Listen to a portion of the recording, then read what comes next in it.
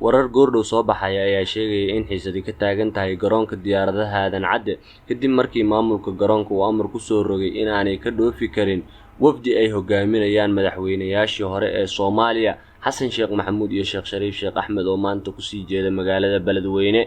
Wararka ayaa sheegaya in la xanibay diyaaradii ay wafdiga raaci lahaayeen kadib amar dawladda ka soo baxay. xildhibaan Cabdirasaaq Cumar Maxamed ayaa sheegay in wafdiga madaxweynayaashii hore oo xilligan ku sugan qaybta VIP-da garoonka loo diidan yahay safarkooda Beledweyne, isla markaasna ay tahay arrin la siyaasadeynayo. Waxa uu sheegay in sababta loo hor istaagay ay tahay safarka ra'iisul wasaare Khayre ee Beledweyne si aanay madasha xisbiyada qaranka ugu hormarin Beledweyne.